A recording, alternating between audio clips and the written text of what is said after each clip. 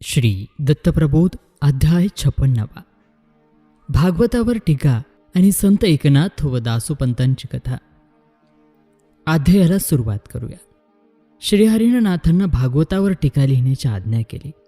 त्याप्रमाणे नाथांनी सद्गुरुनाथांना वंदन करून पैठणमध्येच 5 अध्यायांचं निरूपण केलं. तेव्हा साक्षात जगद्गुरूंनी त्यांना प्रकट होऊन असा आशीर्वाद दिला की तुझा हा टीका ग्रंथ निर्विघ्नपणानं पार पडेल. प्रत्यक्ष ऋषिकेशी तुझ्या मदतीला येतील. पैठणमध्येच एक भाविक गृहस्थ होता. तो नाथभक्त होता. नाथांनी टीका लिहिलेले 2 अध्याय त्यानं मन लावून वाचले, पठण केले आणि त्याला काशीला जावंसं वाटू लागलं. त्यानं नाथांना आपली इच्छा सांगितली, त्यांचा आशीर्वाद घेतला आणि मग काशीला गेला. काशीला त्यानं विश्वेश्वराचं दर्शन घेतलं, गंगेत स्नान केलं. स्नान करताना मुखात नाथांनी रचलेल्या टीकेचा अनुवाद तो म्हणत होता. प्राकृतातल्या त्या ओव्या कानाला गोड लागत होत्या. ब्राह्मणाच्या बरोबरीनं आणखी काही संन्यासी गंगेत स्नानाला उतरले होते. त्यांच्या कानावरती ते शब्द पडले. त्यांना हे प्राकृतातले श्लोक नवीन होते आणि म्हणून त्यांनी त्या ब्राह्मणाला विचारलं, तुम्ही प्राकृतातल्या कोणत्या ग्रंथावरची टीका म्हणत होतात? त्यावेळेस ती व्यक्ती म्हणाली, मी भागवतावरची एकनाथ रचित टीका म्हणत होतो. त्या संन्यासी शिष्यांनी हा वृत्तांत आपल्या गुरुला सांगितला. गुरुच्या अंगाचा तिळपापड झाला. त्यानं शिष्यांना आज्ञा केली, ताबडतोब जाऊन त्या उद्धट महामूर्खाला घेऊन या, म्हणजे पैठणमध्ये कोण एकनाथ आहे त्याचा पत्ता लागेल. गुरुच्या आज्ञेप्रमाणे शिष्य त्या ब्राह्मणाला घेऊन आपल्या मठीत आले. ब्राह्मणानं सगळा घडलेला वृत्तांत गुरुला सांगितला. एकनाथ हे अत्यंत विद्वान, भगवत भक्त आणि ते मोठे संत आहेत. साक्षात श्रीहरीनं त्यांना भागवतावर टीका लिहायला सांगितले आहे आणि त्यांच्यावर अनुग्रह केलेला आहे. एकनाथांसारखा समर्थ माणूसच अशी टीका लिहू शकेल, असं तो ब्राह्मण म्हणाला. त्या ब्राह्मणाचं वक्तव्य ऐकून गुरुचं पित्त खवळलं. त्यानं तारसप्तकात सूर लावला. भागवतावर प्राकृतातून टीका लिहिण्याचं या एकनाथानं अघोर कर्म केलं आहे. याला कठोर दंड केल्याशिवाय गत्यंतर नाही. माझ्या लाडक्या शिष्यांनो, एक पत्र घेऊन तुम्ही दोघे ताबडतोब या ब्राह्मणाबरोबर पैठणला जा आणि त्या पाखंड्याला घेऊन या. गुरुची आज्ञा होताच शिष्यांनी 2 पत्र तयार केली. एक पैठणच्या ब्राह्मणांना होतं, दुसरं एकनाथांसाठी होतं. ती दोन्ही पत्र घेऊन निघालेले शिष्य आडदांड म्हणजे दणकट होते. त्या ब्राह्मणाला घेऊन पैठणला आले. गावच्या पंचांकडे त्यांनी ते पत्र दिलं. पंचांनी ते पत्र वाचलं आणि त्या शिष्यांना सांगितलं, एकनाथांना शासन करण्याचं सामर्थ्य आमचं नाही. ते स्वयंभू आहेत, स्वतंत्र आहेत. तुम्हीच काही उपाय शोधून काढणार असाल तर आम्ही तुमच्या पाठीशी आहोत. तुमच्या मदतीला आम्ही येऊच. पैठणकरांचं हे बोलणं ऐकून शिष्य सर्द झाले. शिष्यांना बरोबर घेऊन ग्रामस्थ एकनाथांच्या घरी गेले. ग्रामस्थ काशीकरांना घेऊन आपल्या घरी येत आहेत हे बघून एकनाथ त्यांच्या स्वागताला पुढे गेले. एकनाथांना परम आनंद झाला होता. नाथांनी काशीकरांना साष्टांग दंडवत घातलं, प्रेमानं आलिंगन दिलं आणि दोन्ही हात जोडून विचारलं, आपण इतक्या लांबवरून कशासाठी येणं केलं? या दासानं आपली काय सेवा करावी? नाथांची नम्रता पाहून शिष्य वरमले. त्यांचा राग कुठल्या कुठं गेला. त्या शिष्यांनी नाथांना अभिवादन केलं आणि आपल्या गुरूनं दिलेलं पत्र त्यांच्या हाती दिलं. नाथांनी ते मस्तकाला लावून वंदन करून वाचायला घेतलं. आपल्याला काशीला बोलावलं आहे हे वाचून त्यांना परम आनंद झाला. साक्षात विश्वेश्वरानंच कृपावंत होऊन मला काशीला बोलावणं केलं. सद्गुरू मायेच्या दर्शनाला मी खरोखर उत्सुक आहे, असं म्हणून नाथांनी घरातली आवरावर केली. उद्धवाकडे सर्व व्यवस्था सोपवली. आपली भागवतावरची पंचाध्याय घेऊन एका सुमुहूर्तावर स्वामी शिष्य आणि नाथ बाहेर पडले. मजल दरमजल करीत काशीला आले. नाथांनी विश्वेश्वराचं दर्शन घेतलं. स्नान संध्यादी नित्यकर्म उरकली आणि ते ध्यानधारणेला बसले. इकडे शिष्य गुरुपाशी गेले. आम्ही नाथांना घेऊन आलो आहोत असं त्यांनी गुरुला सांगितलं. गुरुनं आज्ञा केली की मी मठभिक्षेला गेलो की एकनाथाला घेऊन या, त्याला इथं बसवून ठेवा. नाथ मठीत येऊन बसले. मठीचा स्वामी सुज्ञ होता, विवेकी आणि विद्वान होता. पण नाथांच्या बाबतीत विचार करताना त्याला सारासार विचार सुचला नाही. नाथांवरच्या क्रोधानं त्याचं मन आंधळ झालं होतं. म्हणून आपल्या 300 शिष्यांना त्यानं आज्ञा केली, त्या एकनाथाच्या टाळक्यात प्रत्येक शिष्यानं 5-5 असे दंडुके घाला. हीच शिक्षा त्या धर्मद्वेष्ट्याला योग्य आहे. आपल्या गुरुची आज्ञा शिष्यांना ऐकली. शिष्य विचारी होते, त्यांचं विवेक जागृत होता. म्हणून त्यांनी ठरवलं की गुरुनं 5 फटके मारायची आज्ञा दिलेली असली तरी ती पाळायची नाही. कारण 300 शिष्यांनी 5-5 फटके मारले तर 1500 फटके सहन करायला एकनाथ जिवंतच राहणार नाहीत. आणि मग ब्रह्महत्येचं पातक मात्र आपल्या प्रत्येकाच्या शिरावर येईल. मग आपण काय करायचं? शिष्यांना प्रश्न पडला. त्यातल्या काहींनी सुचवलं की आपण गुरूंच्या आज्ञेप्रमाणे जाऊन नाथांचं फक्त दर्शन घ्यावं आणि माघारी यावं. त्यांची ही सूचना इतरांनाही पटली. सगळे मठीत आले. मठीत एकनाथ ध्यानस्थ बसले होते. त्यांच्या हृदयात कृष्णमूर्ती विराजमान झाली होती. मुखानं अखंड श्रीहरीचा जाप चालला होता. काय घडत आहे याची जराही जाणीव त्यांना नव्हती. इतक्यात एक शिष्य आत आला आणि त्याच्या डोळ्यांवर विश्वास बसेना. साक्षात पितांबर धारण केलेली शंखचक्र गदाधारी अशी श्रीहरीची साजेरी गोजेरी मूर्ती आसनावर ध्यानस्थ बसलेली त्यानं पाहिली. एकनाथ कुठेच नव्हते. ते दिव्य रूप तो मंत्रमुग्ध होऊन पाहत होता. त्याच्याबरोबरचे बाकीचे शिष्यही आत आले आणि ते दृश्य पाहून थक्क झाले.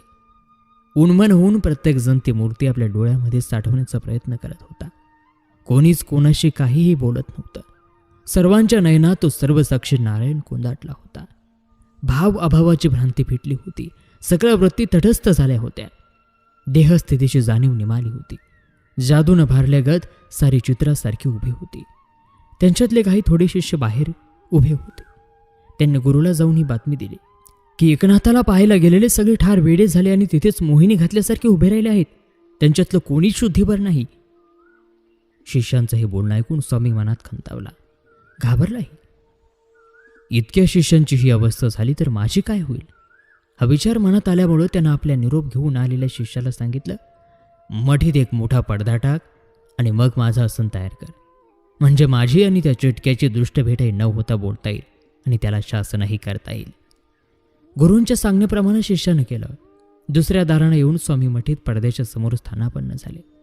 मनात सगळं धैर्य एकवटून कृतांतवत होऊन एकनाथांना अद्वा बोलू लागले. सर्व वेदशास्त्रांचं सार असलेल्या श्रीमद भागवत ग्रंथावर तू प्राकृतातून टीका रचतोस आणि झळाळत्या रेशमी वस्त्राला कांबळ्याचे तुकडे जोडतोस. तुला शरम नाही वाटत? भोळ्या भाबड्यांपुढं तुझी भोंदूगिरी चालली. आता मात्र मी ती चालू देणार नाही. क्षणात तुझी सारी फसवेगिरी आता मी नष्ट करतो. स्वामींचं बोलणं संपल्यावर एकनाथांनी कळवळून गुरुमाऊलीला विनवलं, स्वामी, तुम्ही महासमर्थ आहात, दयाळू कृपावंत आहात. आपली आज्ञा शिरसावंद्य मानून मी हा धावत आपल्या पायाशी आलो. आपण मला दर्शन द्या. मी जे काही अज्ञानी पामरांनी लिहिलं आहे ते आपण ऐकलंच पाहिजे. ते जर आपल्याला हिणकस वाटलं, त्याज्य वाटलं तर मी पुढं लिहिणार नाही. आपण द्याल ती शिक्षा मी भोगीन.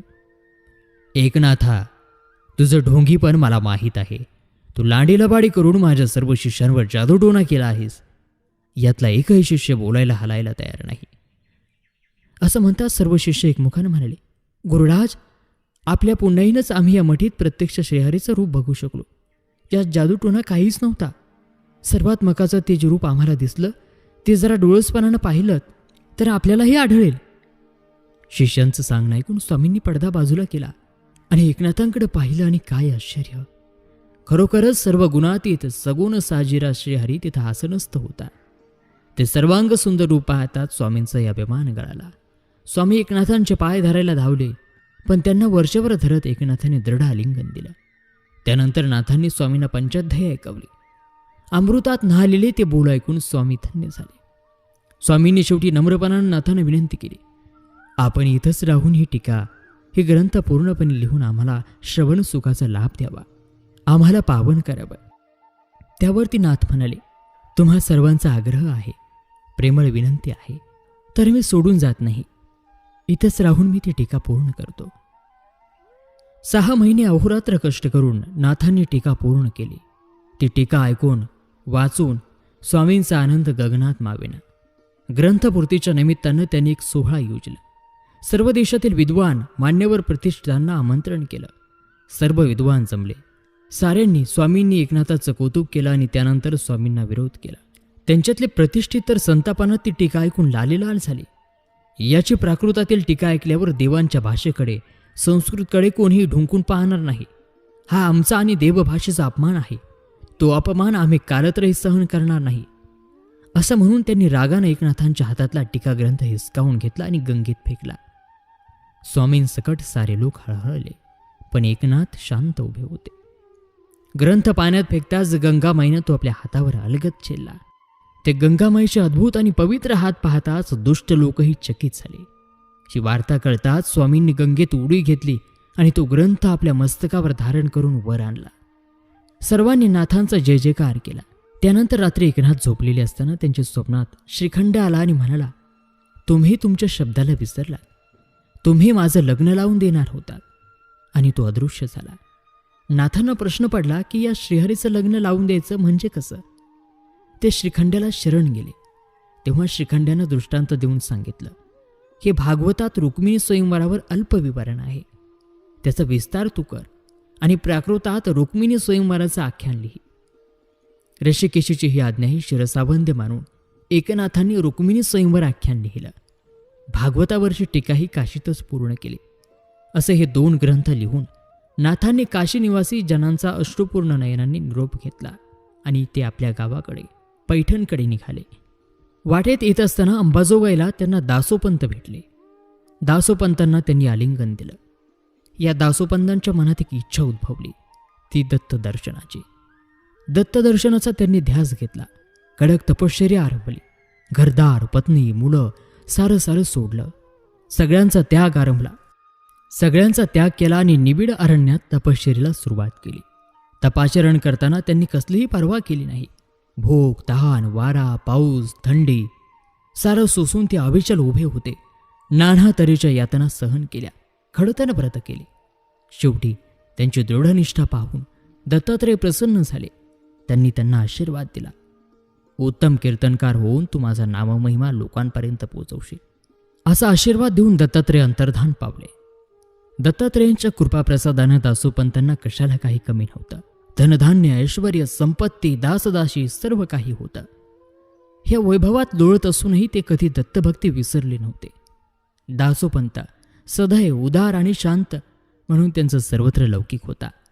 आल्या गेल्यांचा आदरातिथ्य ते अतिशय आपुलकीनं करत होते. दरवर्षी दत्त जयंतीचा उत्सव मोठ्या थाटामाटानं पार पाडित असत. संतांना बहुमानानं वागवत असत. पण दासोपंतांना आपल्याजवळ भाग्य, संपत्ती, भक्ती, वैभव आहे आणि आपल्याला श्री दत्तदेव प्रसन्न आहे याचा अभिमान वाटत होता. त्या अभिमानाचं अहंकारात रूपांतर झालं होतं. अशाच वेळी एक दिवस दासोपंतांना नाथ भेटले. नाथांना घेऊन दासोपंत घरी आले. त्यांनी नाथांचा अतिशय उत्तम तऱ्हेने आदर सत्कार केला. आपल्या घरी त्यांची निवासाची अतिशय चांगली सोय केली. दोघेही ईश्वर भक्त. दोघांचाही वेळ भजन कीर्तनात, कथानिरूपणात केव्हाच निघून जात असे. असं करता करता बरेच दिवस निघून गेले. नाथ आपल्या घरी जायला निघाले. तेव्हा दासोपंतांनी विनंती केली की इतके दिवस राहिलात तसे आणखीन थोडे दिवस थांबा. दत्त जयंतीचा सोहळ्यात पाहून जा. दासोपंतांची ही विनंती मान्य करून एकनाथ तिथेच थांबले. दत्त जयंतीचा दिवस उजाडला. सारं घर शृंगारलं होतं. सुचिरभूत केलं होतं. रांगोळ्या, चित्र रेखून सजवलं होतं. गावात दत्त जयंतीसाठी यात्रा लोटली होती.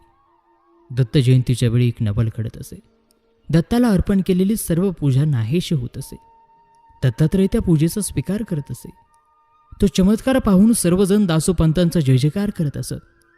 ह्यावेळेला असं घडताच दासोपंतांनी हात जोडून एकनाथांना म्हटलं, नाथ पहा, आहे की नाही चमत्कार. नाथांनी ताडलं की पंतांना अहंकार झाला आहे. पण नाथ काहीच बोलले नाहीत. त्यांनी सगळा सोहळा पाहिला.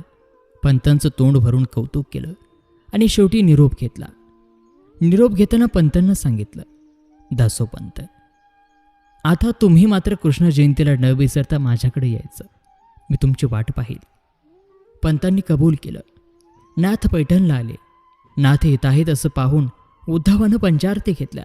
तुळशीमाळा बुक्का घेऊन तो स्वागताला आला. प्रेमानं कडकडून नाथांना भेटला. सारी पैठणकर मंडळीही नाथांच्या स्वागताला सिद्ध होऊन आली होती. नाथांचा नित्यक्रम सुरू झाला. नाथ म्हणजे प्रत्यक्ष श्रीहरी होते आणि उद्धव म्हणजे श्रीहरींची सेवा करणारा, त्याला जीवापाड जपणारा उद्धवच होता. नाथांचा दिवस पुराण सांगण्यात आणि ध्यानधारणेत जात होता. उद्धव नाथांच्या घरचं सर्व पाहत होता. नाथांची सेवा करत होता. असं होता होता कृष्ण जयंतीचा उत्सव जवळ येऊन टेपला. उद्धवानं उत्सवाची सगळी तयारी केली होती. सारा गाव नाथांच्या घरी यात्रेसारखा कृष्ण जन्मासाठी जमला होता. नाथांनी उद्धवाला बजावलं होतं की यात्रेला हजारो प्रकारचे लोक आले आहेत, त्या सर्वांना सारखं आदरातिथ्य मिळालं पाहिजे. हीन दीन गलित गात्रीही संतोषले पाहिजेत. त्यांना जे जे हवं ते मिळालं पाहिजे. सगळे तृप्त होऊन गेले पाहिजेत. नाथांचं हे सांगणं उद्धवही कसोशीनं पाळीत होता. आलं गेल्याचं क्षमकुशल पुसत होता. हवं नको पाहत होता. दासोपंतही न विसरता आपल्या परिवारासह आपल्या लवाजाम्यासह रथातून पैठणला आले. येतात तर गावात नुसती गर्दी झालेली, खेचाखेच झालेली. पाऊल टाकायला जागा नाही अशी झुंबड तिथं उडाली होती. नाना जातीचे नाना प्रकारचे लोक मोठ्या श्रद्धेनं मोठ्या भक्तिभावानं ते यात्रेत सामील झाले होते. यात्रेसाठी अतिशय भव्य मंडप उभारला होता. त्या मंडपाला सोन्यानं मढवलेली मोत्यानं जडवलेली जाळी लावली होती. मंडपाच्या कमानी किनखापी होत्या. रेशमी उंच वस्त्रांचा मंडप होता. यात्रेसाठी विविध दुकानं मांडली होती. त्या दुकानांमधूनही उंची उंची माल होता. कुबेरालाही लाजवेल असं वैभव पैठणच्या त्या यात्रेतून प्रकट होत होतं. ते पाहून दासोपंत तर चकित झाले. इतक्यात त्यांच्या आश्चर्याचा पारावारच उरला नाही. मंडपाच्या प्रवेशद्वाराशी हातात त्रिशूळ घेऊन प्रत्यक्ष दत्तात्रेयच राखणधारासारखे उभे होते. धावत येऊन दासोपंतांनी दत्तात्रेयांचे पाय धरले आणि विचारलं, गुरु महाराज, कृपाळू, आपण इथं का उभे? त्यावेळेस ते म्हणाले, दासोपंता, नाथांची देवडी सांभाळायलाच मी उभा आहे. आले गेलेंची नाथांना मीच प्रती देतो. नाथांच्या परवानगीशिवाय आत जाता येत नाही. या नाथांच्या भाग्याला काही उणं नाही बघ. नाथ म्हणजे साक्षात ऋषिकेशी. जगाच्या उद्धारासाठीच त्यांनी अवतार घेतला. त्यांचं कौतुक मी काय सांगू. शेषाची वाणी सुद्धा ते कौतुक करायला पुरी पडणार नाही. तुझ्या मनात असेल तर मी तुला दाखवतो. असं म्हटल्यानंतर दासोपंत श्री सद्गुरू दत्तात्रेयांच्या पाया पडले. दत्तात्रेयांनी पंतांना दिव्य दृष्टी दिली आणि सांगितलं, इथंच उभा राहा आणि काय चमत्कार घडतो ते पहा. दासोपंत पाहू लागले आणि त्यांच्या आश्चर्याला पारावार उरला नाही. शिवशंकर कैलासपती बैल होऊन जळण ओढून आणत होते. कृष्णनाथ कावडीनं पाणी भरीत होता. त्याच्यासोबत वरुणही होता. रिद्धिसिद्धी स्वयंपाक करत होत्या. हातात किल्ल्यांचा घोस घेऊन कुबेर भांडाराची देखरेख करत होता. सहस्राक्ष इंद्र ब्राह्मणांना चंदन लावत होता. पुष्पमाळा देत होता. पलीकडे पुष्कळ आचारी लोक म्हणजे साक्षात अग्नी नाना विविध प्रकारचा स्वयंपाक रांधत होता. सुरेख रांगोळ्या काढून पाट ताट चतुरानन घेत होता. श्रीकृष्ण चंदन पुरवत होता. ते एकनाथाचं भाग्य बघून दासोपंतांचा अभिमान पार नष्ट झाला. साक्षात श्रीहरीचं जातीनं अधिक ऊन पाहत होता. कीर्तनात गजानन आणि सरस्वती नाथांच्या साथीला होती. तुंबर गाणं म्हणत होता. किन्नर वाद्य वाजवत होता. अप्सरा नृत्यासाठी आल्या होत्या. हा सारा सोहळा श्री दत्तात्रेयांच्या कृपेनं पंतांना पाहायला मिळाला होता. पंत धन्य झाले. त्यांच्या वृत्ती लीन झाल्या. उरला सुरला अहंकारही गळून गेला. पंतांना नाथांच्या भेटीचा आस लागली. नाथ दिसताच त्यांनी धावत जाऊन नाथांच्या पायाला मिठी घातली. नाथांनी त्यांना उठून आलिंगन दिलं. त्यांची राहायची अतिशय उत्तम व्यवस्था केली. मोठ्या आनंदात, उत्साहात आणि वैभवात कृष्ण जन्माचा सोहळा पार पडला. तेव्हा अतिशय लाघवी लढीवाळ अशा बालकरूपात श्रीहरीने सर्वांना दर्शन दिलं आणि डोळ्यांचं पारणं फेडलं. ते बालरूप पाहून पंतांची चित्तवृत्ती स्थिरावल्या, तटस्थ झाल्या. कृष्ण जन्मानंतर कार्याचाही कार्यक्रम झाला. लोक प्रसाद सेवन करून तृप्त होऊन घरोघरी गेले. पंतांनीही निघायची तयारी केली. एकनाथांनी त्यांना त्यांच्या शिबिरात बसवलं. तेव्हा पंतांचा ऊर भरून आला. लीन होत त्यांनी नाथांना सांगितलं, आपल्यामुळेच सर्व देवतांचं दर्शन मला घडलं. असाच माझ्यावरती लोभ असू द्यावा आणि माझा प्रतिपाळ करावा. तुमच्यामुळे माझा अहंकारही नष्ट झाला. पंतांना निरोप देताना नाथांचे डोळे भरून आले. हात हलवून दूर जाणाऱ्या शिबिकेतल्या पंतांना त्यांनी निरोप दिला. नाथांचे गोडवेगात गुणमानात आठवत पंतही आपल्या गावाकडं कूच करू लागले. आणि अशा प्रकारे दत्तप्रबोध ग्रंथातील हा 56वा अध्याय या ठिकाणी समाप्त होतो.